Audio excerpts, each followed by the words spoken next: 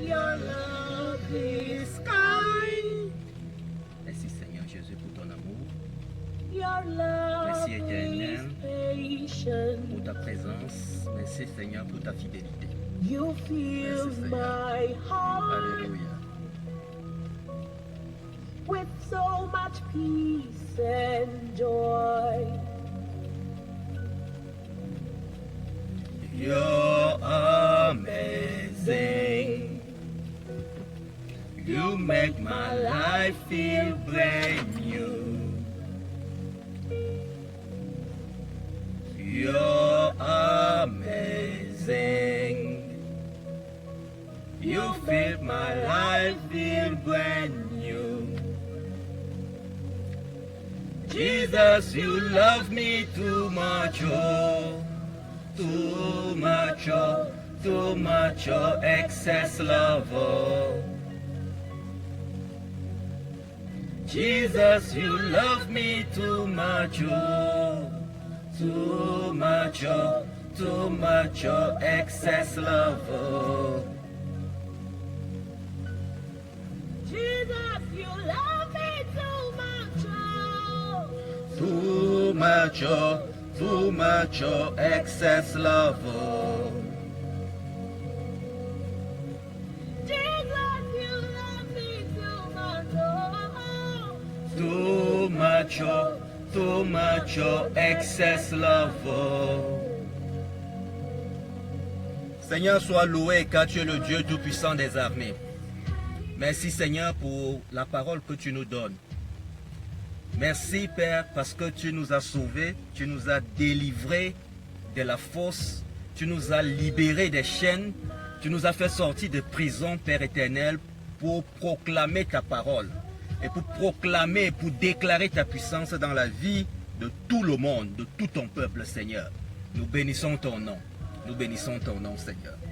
Père, aujourd'hui, je vais partager cette parole avec mes frères partout dans le monde. Cette parole que tu me donnes ce matin. Oh là là, Père éternel. Oh là là, Seigneur Jésus-Christ. Seigneur, sois béni. Sois béni, Papa. Cette parole, c'est pour tout le peuple de Dieu.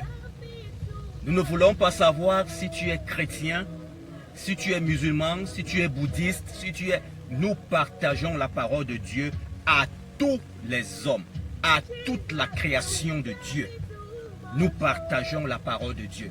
Ce matin, je suis dans le livre de Romains, un livre écrit par l'apôtre Paul.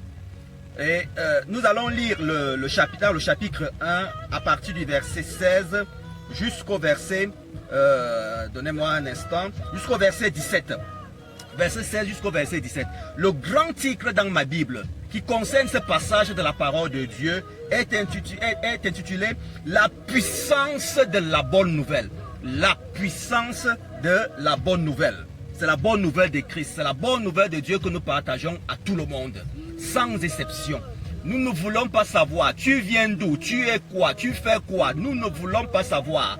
Parce que Paul lui-même a déclaré, Dieu m'a fait apôtre des non-juifs. Apôtre des non-juifs. Parce qu'il y a les juifs, ceux qui connaissent déjà Dieu. Oui, ils connaissent Dieu. Jésus lui-même a dit, je ne suis pas venu pour ceux qui sont bien portants, mais je suis venu pour ceux qui sont malades. Pour qu'eux aussi reçoivent la guérison, la vie éternelle, la vie glorieuse de Jésus-Christ. C'est la mission que Dieu nous a confiée. Propager la parole de Dieu. Propager la parole de Dieu. Quand Dieu m'a appelé, il a dit, je t'enverrai vers des peuples. Tu iras partout où je t'enverrai. Partout. Ce n'est pas à moi de décider qui est saint, qui mérite d'être sauvé, qui ne mérite pas d'être sauvé. Nous ne faisons que la mission que Dieu nous demande de faire. Nous n'accomplissons que la mission que Dieu nous a confiée. C'est-à-dire, permettre au plus grand nombre d'être sauvés. Nous ne voulons pas savoir, tu es rosicrucien, tu es franc-maçon. Si tu es rosicrucien, tu es dans l'erreur. Si tu es franc-maçon, tu es dans l'erreur. Si tu es bouddhiste, c'est ton problème là-bas. Mais nous voulons que tu viennes à Jésus et que tu donnes ta vie à Christ. Parce que c'est lui le chemin, la vérité et la vie. Livre de Romains, chapitre 1, au verset 16 et verset 17. J'ai lu. c'est sans crainte que j'annonce la bonne nouvelle. Elle est en effet la force dont Dieu se sert pour sauver tous ceux qui croient, les juifs d'abord, mais aussi les non-juifs. En effet, la bonne nouvelle révèle comment Dieu rend les humains justes devant lui. C'est par la foi seule, du commencement à la fin, comme l'affirme l'Écriture, celui qui est juste par la foi vivra. Amen. Celui qui est juste par la foi vivra. Amen. Celui qui est juste par la foi vivra. Amen. Ce n'est pas moi qui ai dit, ce n'est pas moi qui ai écrit, c'est Christ qui nous dit cela. Celui qui est juste par la foi vivra. Celui qui est juste par la foi vivra. Ceci me renvoie dans un autre passage de la Bible où Dieu déclare dans le livre attendez un instant, je vais retrouver le passage où Dieu déclare être circoncis ou ne pas l'être n'a pas d'importance. Ce qui importe, c'est d'obéir au commandement de Dieu. C'est Dieu qui le dit. Être circoncis ou ne pas l'être n'a pas d'importance. Ce qui importe, c'est d'obéir au commandement de Dieu. C'est d'obéir au commandement de Dieu.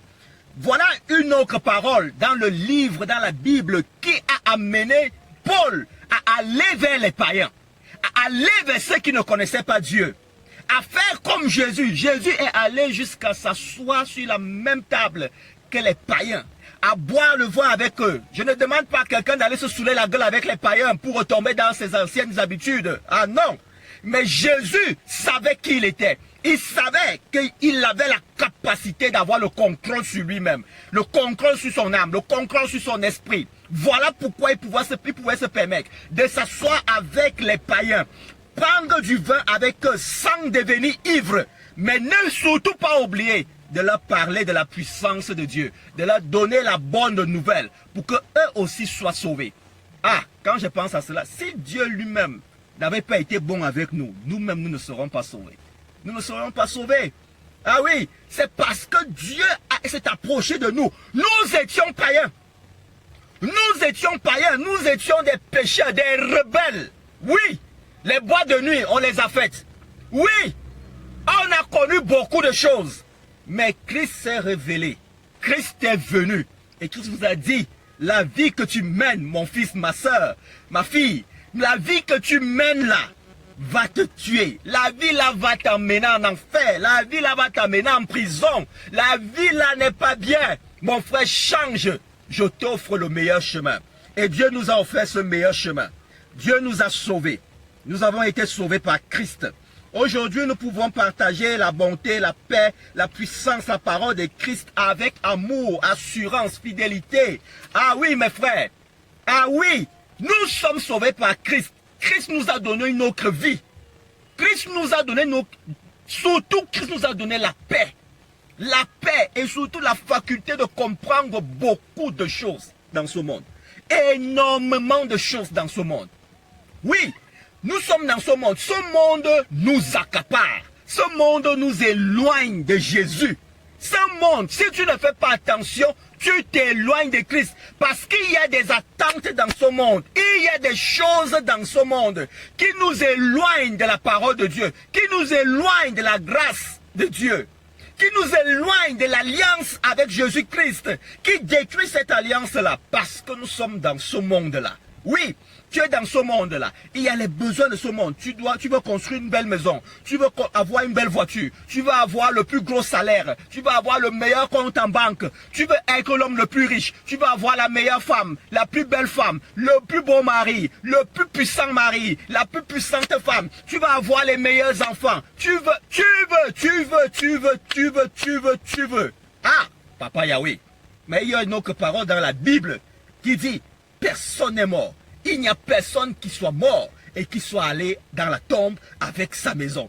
Personne qui soit mort et qui soit allé dans la tombe avec sa voiture. Personne qui soit mort et qui soit allé dans la tombe, même avec sa femme, même avec ses enfants. Sauf si les deux sont morts le même jour ou bien ils sont morts, je ne sais pas comment. Hein?